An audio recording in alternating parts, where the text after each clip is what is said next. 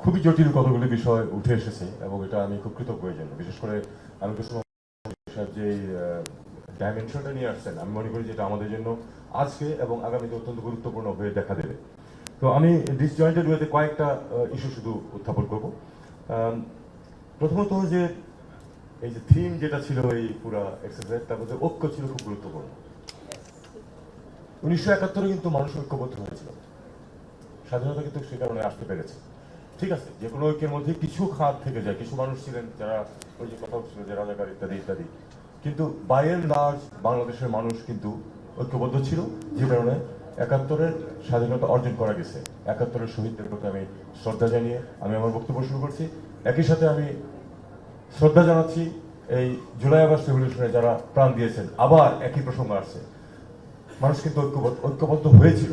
এই যে ছাত্ররা যখন রাস্তায় নেমেছে, মানুষ কিন্তু তাদের পেছনে ছিল, যে কারণে এই ঐক্যবদ্ধতার কারণেই কিন্তু এই সাফল্য আজকে আমাদের অর্জিত হয়েছে। আমরা দ্বিতীয়বার একটা স্বাধীনতা, একটা স্বাধীন পরিবেশ সৃষ্টি করার সুযোগ আমরা পেয়েছি, কিন্তু ঐক্যের কারণেই। আমি তাদের প্রতি কৃতজ্ঞতা জানাচ্ছি যারা এই বিপ্লব সাধন করেছেন।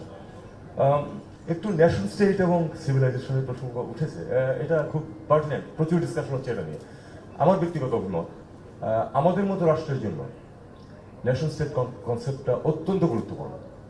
কারণ ন্যাশন স্টেটটা কিন্তু অনেক বেশি ডিফাইন্ড, এই টেরিটরি, এই পপুলেশন, এটার উপর তার সার্বভৌমত্ব আছে। সিভিলাইজেশনাল যখন আপনি যাবেন তখন কিন্তু অত ডিফাইন্ড থাকে না। কাজেই সিভিলাইজেশনালি আপনি সংজ্ঞা পরিবর্তন করে দিতে পারেন যে না, আরো অনেক বড় এলাকাতেও আমার একই সিভিলাইজেশনের অধীনে পড়ে। কাজে আমাদের জন্য আমার মনে হয় ন্যাশন স্টেটে ইনসিস্ট করাটা খুব গুরুত্বপূর্ণ। একটা কথা উঠে মাঝে মধ্যেই যে নীতিগতভাবে কি হওয়া উচিত, রাষ্ট্রের স্বার্থ সবার আগে আসা উচিত, তারপরে আমরা সেটা রক্ষা করে আমরা ব্যক্তি স্বার্থ ইত্যাদি উদ্ধার করবো। এবং বলা হয় যে ব্যক্তির চেয়ে দল বড়, দলের চেয়ে দেশ বড়, আমরা শুনে আসছি। এটা আমার শৈশব থেকেই শুনছি, আপনারা তো বটেই। আমি এখন 70 বছর বয়স। তো আমি বাস্তবে দেখেছি এর উল্টোটা। আমরা ঠিক এর উল্টোটা দেখেছি যে রাষ্ট্রের চেয়ে গ্রুপের বা একটা অলিগার্কির স্বার্থকে বেশি গুরুত্ব দেওয়া হয়েছে, এবং তার মধ্যে যে যিনি প্রধান তার স্বার্থকে বেশি গুরুত্ব দেওয়া হয়েছে। আর রাজনৈতিক দলের জন্য ক্ষমতায় যাওয়া অথবা থাকা হলো খুব গুরুত্বপূর্ণ, এবং সেটা তাদের লক্ষ্যের মধ্যে এটা থাকে। কাজেই সেখানে অনেক সময় কিন্তু ডেভিয়েট করে যায় এই মূলনীতি থেকে। সেটা মূলনীতি থেকে যাতে ডেভিয়েট করতে না পারে, সেটা অবজার্ভ করার এবং রক্ষা করার দায়িত্ব সাধারণ মানুষের। এবং এখানেই গণতন্ত্রের ভূমিকাটা।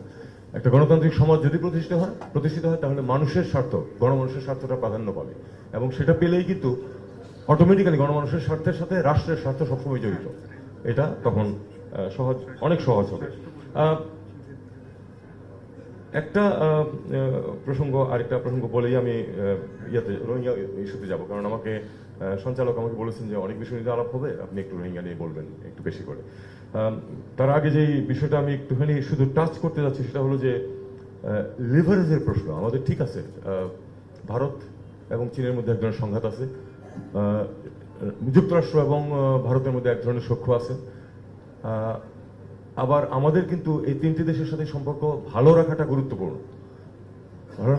কারণ আমাদের স্বার্থ আছে তিনটি জায়গাতে। আমাদের একটা জিনিস মনে রাখতে হবে, এত যে শত্রুতা চীন এবং ভারতে, তাদের মধ্যে বাণিজ্যের পরিমাণটা আপনারা শুধু খেয়াল করে দেখবেন, $100 বিলিয়ন বেশি। কাজে আমাদের স্বার্থ আছে প্রতিটি দেশের সাথেই, এবং আমাদের আরেকটি স্বার্থ আছে যেটা, যেহেতু আমরা মেজর প্লেয়ার না ইন্টারন্যাশনাল অ্যারিনাতে, কাজে আমাদেরকে এক ধরনের ব্যালেন্স মেনটেন করে চলতে হবে। এটাও কিন্তু একটা গুরুত্বপূর্ণ বিষয়। সবশেষে আমি একটু রোহিঙ্গা প্রসঙ্গে বলছি। আমি এক সপ্তাহ আগে ইনভাইটেড হয়েছিলাম থাইল্যান্ডে। থাই পররাষ্ট্রমন্ত্রী নিমন্ত্রণ দিয়েছিলেন। মিয়ানমারের চারপাশে যে দেশগুলি আছে, ল্যান্ড বাউন্ডারি যাদের আছে, তাদের পররাষ্ট্রমন্ত্রীদের। তো সেখানে আমি গিয়েছিলাম। মূল আলোচনায় তিনটা বিষয় ছিল। এক হলো যে বর্ডার, দুই আপনার ড্রাগ অ্যান্ড আদার ক্রাইমস, এবং তিন হচ্ছে মিয়ানমারের ভবিষ্যৎ কী হবে। রোহিঙ্গাদের কথা বলা ছিল না। তা আমাকে যখন ইনভাইট করা হয়, আমি তখন প্রথমেই বলেছি যে আপনারা যে তিনটা ইস্যুর কথা বলছেন, প্রত্যেকতে রোহিঙ্গাদের স্বার্থ ওতপ্রোতভাবে জড়িত, এবং রোহিঙ্গা সমস্যার সমাধান না করে আপনি এই তিনটা জিনিস সমাধান করতে পারবেন না। তো এটা আমি, যেহেতু এটা একটা ইনফর্মাল কনসালটেশন ছিল, কাজে আমাকে ঠিক স্ট্রেট জ্যাকেট সরকারি অবস্থানটাকে মেনটেন করতে হয় না। আমি যখন বাইরে বলেছি অবশ্যই আমাকে এমনভাবে কথা বলতে হবে, কারণ আমি যেটা বলবো সেটা তো সরকারের বক্তব্য হিসাবে এসে যাবে। কিন্তু সেখানে আমি অনেক ফ্রি ফ্র্যাঙ্ক কথাবার্তা তাদের সাথে বলেছি, এবং ইন্ডিভিজুয়াল যে দেশগুলির সাথে পররাষ্ট্রমন্ত্রীদের সাথে আমার দ্বিপাক্ষিক আলোচনা হয়েছে 4টি, সেখানে আমি এটা উল্লেখ করেছি, তাদেরকে বুঝিয়ে দিয়েছি যে এখানে যদি তুমি তাদের সমস্যার সমাধান না করো, তাদের যে ডেমোগ্রাফিক প্যাটার্ন যেটা আছে, if you have 200,000 young boys, আমি মেয়েদের কথাও বলি, আমি 200,000 young boys who do not see light at the end of the tunnel, they will become desperate, and desperate people will do desperate things that will not only harm Bangladesh, কিন্তু তোমাদেরও অসুবিধা হবে, প্রত্যেকটা দেশেই ক্ষতি হবে। অলরেডি সেটা লক্ষণ কিছু কিছু দেখা যাচ্ছে, বোট পিপুল পৌঁছে যাচ্ছে বিভিন্ন জায়গাতে। তো আমি সেখানে এই 3টা বিষয়ে আমি বলেছি প্রত্যেকটাই আমাদের স্বার্থের সাথে জড়িত, এবং এই 3টা সমস্যার সমাধানের পথেই রোহিঙ্গা সমস্যার সমাধান জরুরি। তো এটা হলো আমাদের অবস্থান। এখন আমরা জানি কি হচ্ছে সেখানে।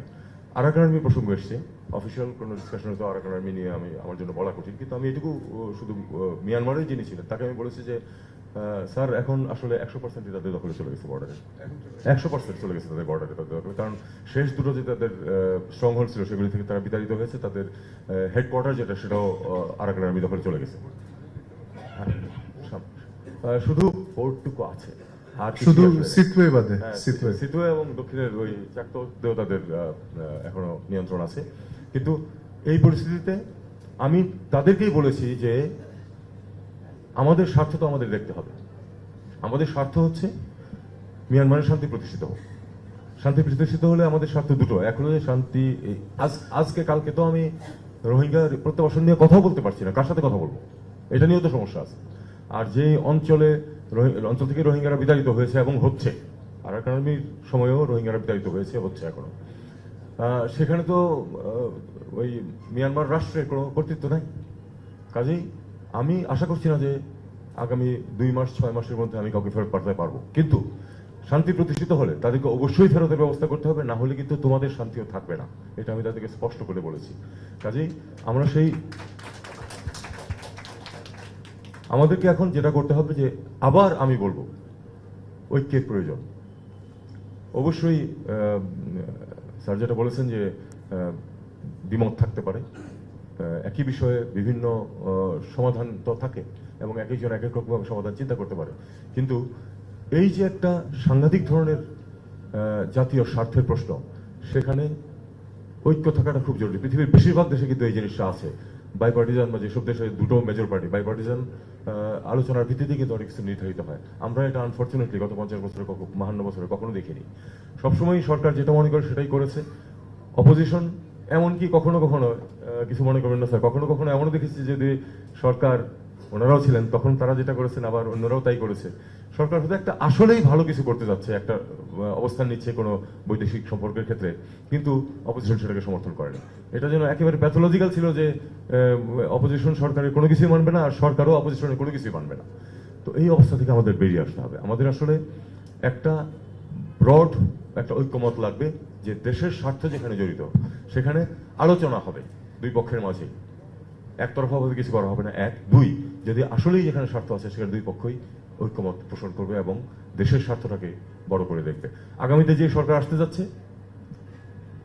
আমাদের সবারই প্রত্যাশা, বিশেষ করে ছাত্র আন্দোলন যারা করেছে তারা কিন্তু পরিবর্তন চেয়েছে। আমরা পূর্বাবস্থায় ফিরে যেতে চাই না। শুধু দল পরিবর্তন হবে বা মানুষ পরিবর্তন হবে, আর রাষ্ট্র যেভাবে চলবে তার মধ্যে কোনো পরিবর্তন হবে না, এটা কেউই মনে হয় চায় না।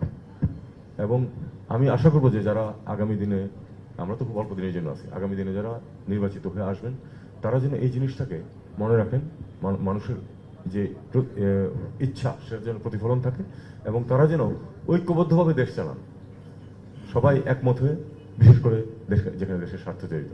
আমার মনে হয় ইন্ডিয়ান ফরেন সেক্রেটারি আমাদের নলেজেই দেখা করতে গেছেন, এটা কোনো গোপনীয় বিষয় ছিল না। ধন্যবাদ।